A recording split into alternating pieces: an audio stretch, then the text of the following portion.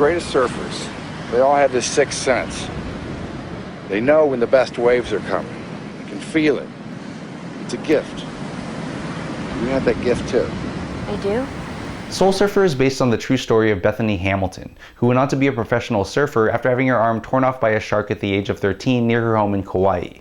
The movie made $11.1 million on its opening weekend, which is a solid haul considering its $15 million budget. But for the film industry, this is a big story, because Soul Surfer has overt Christian themes, since the real-life Hamilton family are devout Christians, representing an audience the studios can sell to. But what if you're an atheist like me, or simply not a Christian? Is Soul Surfer not meant for godless heathens like us? Annasophia Robb plays Bethany, with Dennis Quaid and Helen Hunt playing her surf-loving parents Tom and Sherry. The Christian elements in the film are pretty light, as we see the Hamiltons at church, a few Bible verses are dropped, and Tom reads a Bible as he sits by Bethany's hospital bed.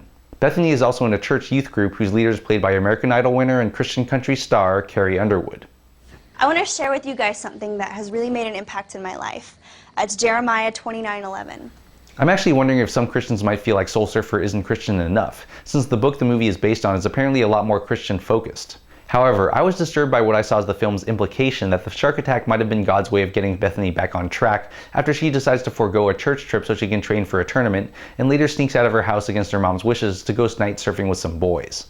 Now you might think it's ridiculous for me to make that connection, but is it any different than a minister telling his congregation that God will send them to hell for an eternity of fiery torture if they don't obey God's rules or even worse, are gay? The problem with Soul Surfer isn't that it's Christian. In fact, Bethany's decision to return to competition doesn't come from religion, but her realization that her story is inspiring people around the world, and that there are a lot of people who have it much worse than her, which she learns firsthand when her youth group goes to Thailand after the 2004 tsunami.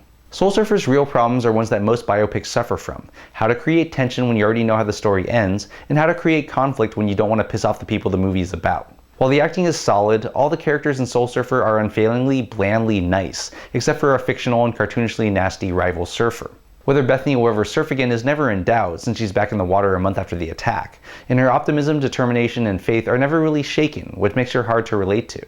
While all that might be true to life, it doesn't make for the most interesting movie. And while Soul Surfer isn't out to convert anyone, I'd feel weird taking a non-Christian kid to see it, unless I was prepared to even out the film's pro-Christian stance with the long list of horrific things done in God's name over the millennia. Soul Surfer isn't a great movie, but it isn't terrible, so I gave it a middling but below average rating of 4.8. I'm Jonathan Kim for What the Flick.